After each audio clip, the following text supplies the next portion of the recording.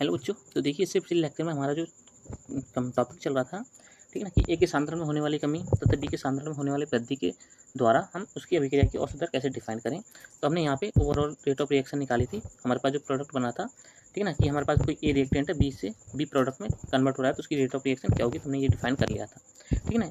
फिर हम जो लास्ट में पढ़ रहे थे कि स्टाइकियोमेट्रिक कोफिशिएंट के आधार पर अभिक्रिया की दर दो भागों में डिफाइन की जाती है, निकाली जाती है, ठीक है। तो फर्स्ट में हम पढ़ रहे थे कि जब अभिक्रिया में अभिकारक तथा उत्पाद की स्टाइकियोमेट्रिक कोफिशिएंट समान हो या फिर नियतांक जो होते हैं वो समान होते हैं, ठीक है। तो हम सबसे पहले पता होना चाहिए हमको कि स्टाइकियोमेट्रिक कोफिशिएंट होते क्या है, ठीक है ना। तो यहाँ पे देखिए हमने एक जनरल इक्वेशन ली है रिएक्शन, ठीक है ना, उसको हम अच्छे से देखेंगे, उसके द्वारा हमारी जो स्टाइकियोमेट्रिक कोफिशिएंट है वो अच्छे से एक्सप्लेन होंगे, ठीक है ना। तो यहाँ पे देखिए कह रहा है यहाँ पे small A dot capital A, ठीक है ना, मतलब ये दोनों आपस में ज्वाइंट है, मल्टीपल में, small B dot capital B, ठीक है ना, arrow small C capital C plus small D capital D, ठीक है ना। तो यहाँ पे कह रहा है, यहाँ पे जो स्मॉल ए है, स्मॉल ए है, स्मॉल बी है, स्मॉल सी है एंड स्मॉल डी है, ठीक है ना। ये अगर किसी भी रिएक्टेंट हुआ है या फिर प्रोडक्ट हुआ है, हमने यहाँ पे रिएक्टेंट ए माना है एंड बी माना है, ठीक है ना। अब देखिए जो कैपिटल ए है इसका स्टाइकियोमेट्रिक कोफिशिएंट क्या है, स्मॉल ए है, ठीक है ना, जानकारी के लिए मैं आपके लिए बता दूँ, ठीक है ना।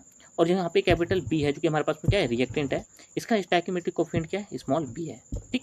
ऐसी सेम जो प्रोडक्ट है उसमें सी हमारे पास में, उसका स्टाइकियोमेट्रिक कोफिशिएंट क्या है, स्मॉल सी है, ठीक। और जो हमारे पास प्रोडक्ट डी बनना है उसका स्टाइकियोमेट्रिक कोफिशिएंट क्या है, स्मॉल डी है, ठीक है ना। तो हमारे पास में यहाँ पे कह रहा है कि जब किसी अभिक्रिया में अभिकारक तथा उत्पाद की स्टाइकियोमेट्रिक कोफिशिएंट नियतांक जिनको बोलते हैं, कह रहा है समान हो, तब उसकी हमारे पास में जो रेट ऑफ रिएक्शन होगी वो किस प्रकार से डिफाइन करी जाएगी, उसके बारे में आज हम पढ़ेंगे, ठीक है। तो यहाँ पे कह रहा है आगे के लिए, कह रहा है जब कार्बन मोनोऑक्साइड तथा क्लोरीन परस्पर क्रिया करके कार्बोनिल कंपाउंड का निर्माण करते हैं, तब उसकी अभिक्रिया की औसत दर क्या होगी, ठीक है। तो यहाँ पे देखिए कह रहा है यहाँ पे CO गैस फॉर्म में है, Cl2 गैसियस फॉर्म में है, दोनों आपस में रिएक्शन करते हैं, हमारे पास में एक कंपाउंड बनाती है COCl2, ठीक है ना। अब यहाँ पे देखिए स्टाइकियोमेट्रिक कोफिशिएंट CO के आगे कुछ है लगा हुआ नहीं है, हम एक को मेजर कर सकते हैं कि 1 मल्टीप्लाई CO, ठीक है ना। तो यहाँ पे हम डायरेक्ट हमारे क्या प्राप्त होगा, CO ओनली, ठीक है ना। ऐसे हमारे पास Cl2 के सामने क्या है, कुछ भी नहीं है, हम उसको 1 मेजर कर सकते हैं, इसके सामने 1 मल्टीप्लाई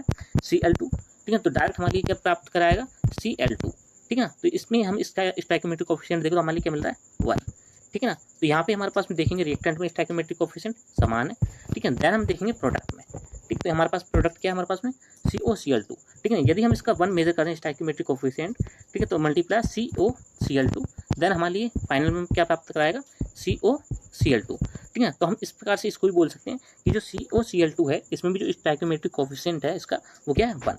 तो इस प्रकार से हम कह सकते हैं इस रिएक्शन में जो स्टाइकियोमेट्रिक कोफिशिएंट है वो कैसे है, समान है, तब इसकी अभिक्रिया की जो औसत दर होगी वो किस प्रकार से डिफाइन करेंगे हम, ठीक है। तो यहाँ पे देखिए जैसे हमने ए प्रोडक्ट में कन्वर्ट होता था बी में, ठीक है, तो उसके लिए हमने क्या बोला था कि रिएक्टेंट की रेट ऑफ रिएक्शन बराबर होती है किसके, प्रोडक्ट की रेट ऑफ रिएक्शंस के, ठीक है ना, लेकिन एक पॉजिटिव के साथ या नेगेटिव के साथ, ठीक। तो इसी प्रकार से हमारे पास में रिएक्टेंट ये है, ठीक है ना, एंड देन रिएक्टेंट ये है और प्रोडक्ट हमारे पास में ये है, तो ये वाला भी माइनस में होगा, ये वाला भी माइनस में होगा, क्यों, क्योंकि CO का भी सांद्रण क्या हो रहा है, ए कम हो रहा है, ठीक है ना, क्यों, इकाई के समय के सापेक्ष, ठीक है। देन हमारे पास Cl2 है, उसका भी क्या हो रहा है, सांद्रण कम हो रहा है, किसके सापेक्ष, इकाई समय के सापेक्ष, ठीक है ना। इसको A2 बोल देते हैं, इसको हम A1 बोल देते हैं, ठीक। अब यहाँ पे देखिए जो हमारे पास प्रोडक्ट है, यहाँ पे जो प्रोडक्ट है उसका सांद्रण क्या हो रहा है, बढ़ रहा है, ठीक। तो हमारे पास में क्या रहा है यहाँ पे CO divided by delta T, मतलब यहाँ पे क्या हो, इसके सांद्रण में कमी हुई, ठीक, बराबर में माइनस डेल्टा CL2 अपॉन में डेल्टा T, इसके भी सांद्रण में क्या हो रही है, कमी हो रही है, इस कारण से यहाँ पे क्या है, माइनस का निशान है, यहाँ पे माइनस का निशान है।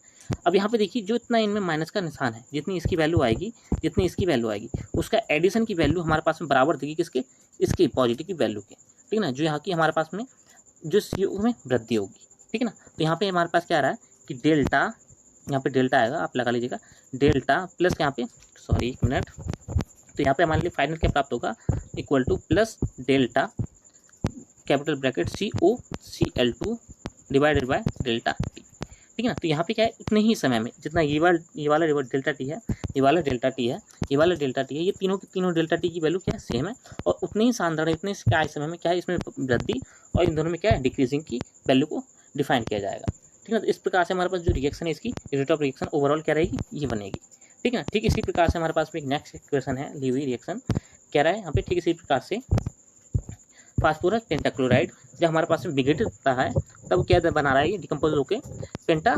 फास्फोरस ट्राइक्लोरीन, ठीक है ना, PCl3 और Cl2 का निर्माण कर रहा है, ठीक है। तब इसके अकॉर्डिंग देखें रिएक्शन तो किस प्रकार से हमारा प्राप्त होगी। देखिए PCl5 डिक्रीज हो रहा है तो माइनस का निशान आ गया, ठीक है ना, किसके सापेक्ष, इकाई समय के सापेक्ष। अब किस में परिवर्तित कर रहा है, PCl3 में और Cl2 में, ठीक है ना। ये प्रोडक्ट है, ठीक है ना, तो यहाँ पे हमारे पास में क्या आएगा, प्लस के साइन होंगे।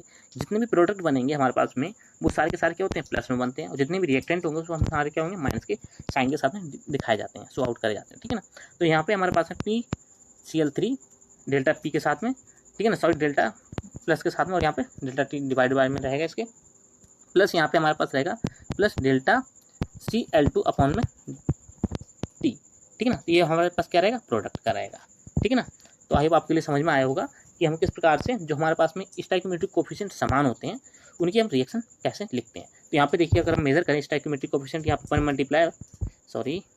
1 देखिए 1 मल्टीप्लाई इसके साथ करें PCl5 के साथ तो हमारे पास क्या प्राप्त हो रहा है, PCl5, ठीक है ना। ठीक यहाँ पे अगर 1 की मल्टीप्लाई करें इसके साथ में तो क्या प्राप्त होगा, मान लीजिए PCl3, ठीक है ना, और इसके साथ में अगर 1 की मल्टीप्लाई करें तो हमारे पास क्या प्राप्त होगा, Cl2, ठीक है ना। तो यहाँ पे हम स्टोइकियोमेट्रिक कोफिशिएंट देखें तो हमारे लिए क्या प्राप्त हो रहे हैं, एकदम समान प्राप्त हो रहे हैं। तो उनकी रेट ऑफ रिएक्शन किस प्रकार से लिखेंगे, कुछ इस प्रकार से लिखे जाएंगे, जो कि हमारे पास क्या दिखा रही है, ओवरऑल रेट ऑफ रिएक्शन किसकी, PCl5 की, जो कि हमारे पास प्रोडक्ट में कन्वर्ट हो रहा है किसमें जाके, PCl3 और Cl2 में, ठीक है ना।